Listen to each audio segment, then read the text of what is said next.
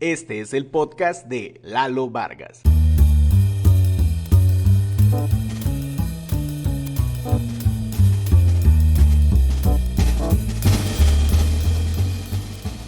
¿Qué tal, amigas y amigos? Bienvenidos a un episodio más del podcast de Lalo Vargas. Gracias por seguir escuchándolo donde quiera que estén, compartiéndolo, porque pues ya me había desesperado un poco, pero veo que sí hay gente que lo descarga, veo que hay gente que lo escucha en diferentes plataformas. Unos se van más a Podomatic, otros se quedan en iVoox, muy poco lo utilizan, otros lo escuchan en lo que es Spotify. Ya estoy en Deezer, le subo un video en YouTube. La cosa es que trato de ¿cómo se llama? De variarlo para que lo puedan escuchar en todas las plataformas. No me clavo con una sola porque sé que ustedes consultan diferentes plataformas. Por cierto, pueden seguirme también en Twitter. Aparezco en Twitter como @Lalo Vargas, pero escrito al revés, todo pegado. Así como escribes Lalo Vargas, pero lo escribes al revés. S-A-G-R-A-B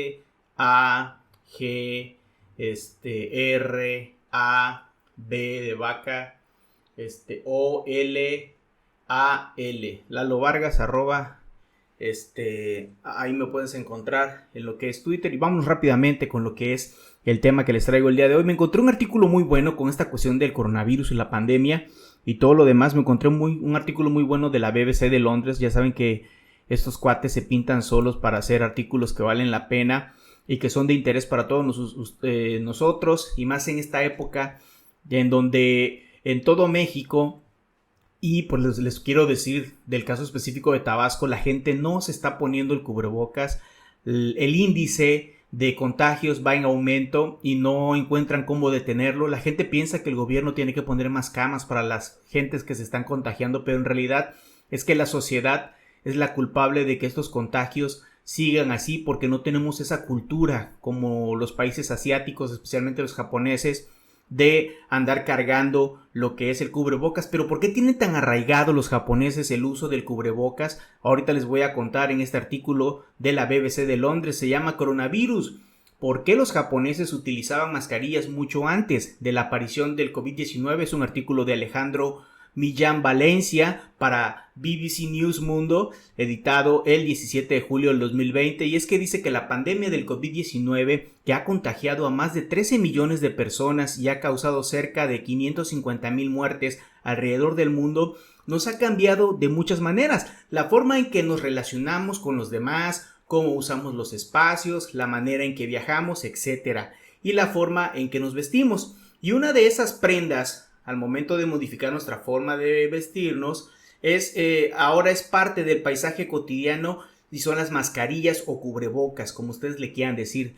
La nueva evidencia de que el uso de mascarillas puede prevenir una segunda ola de COVID-19 se está manejando alrededor del mundo, y a principios de este asunto, la Organización Mundial de la Salud, la OMS, recomendó la mascarilla solo para el uso médico, pero a medida que el virus se iba extendiendo por todo el mundo, su uso comenzó a popularizarse como una medida de protección frente al COVID-19. Mientras los habitantes de distintas latitudes se van ajustando a esta nueva prenda, Japón lleva décadas, incluso siglos, usando la mascarilla como un elemento de su vida diaria. Cuando alguien está enfermo, por respeto al otro, usa el tapabocas para evitar contagiar a los demás, le dice a la BBC Mundo Mitsutoshi Hiroi, profesor de sociología de la Universidad de Shumei en Japón. Pero no es la única razón por la que los japoneses tienen tan instaurado este hábito. No solo es una práctica colectiva desinteresada, sino un ritual autoprotector del riesgo, añade.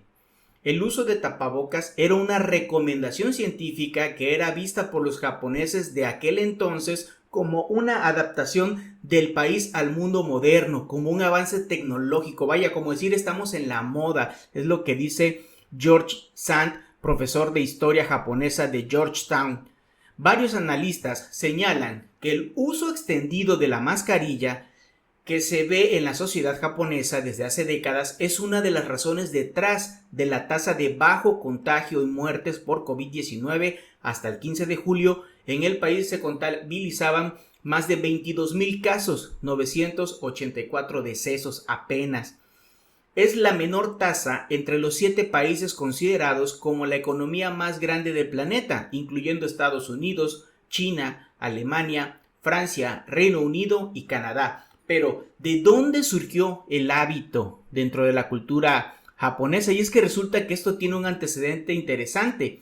Tiene que ver con el mal aliento. Y es que existen registros que muestran que durante el periodo Edo, que va de 1603 a 1868, las personas se cubrían el rostro con un pedazo de papel o con una rama de sakaki, una planta considerada sagrada en algunas regiones del país, para evitar que saliera su aliento sucio hacia el exterior. Hay algunas referencias de este tipo de prácticas en los libros, pero lo cierto es que no estaban extendidas como ahora ocurre, explica Horii.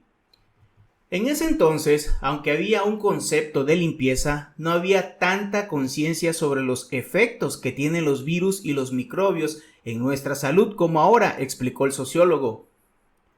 Lo cierto es que, de acuerdo con Horii, hay un momento claro en la historia en la cual las mascarillas se incorporaron entre los hábitos de los japoneses, y ese momento es la pandemia por la llegada de la gripe española a principios del siglo XX. En Japón, esa pandemia causó cerca de 23 millones de contagios y 390,000 muertes en un país que por entonces tenía 57 millones de habitantes. El gobierno de Japón combinó una estrategia de vacunación, aislamiento y uso de máscaras quirúrgicas o tapabocas para detener esa pandemia, que finalmente ayudó a controlar la crisis, señala Horii.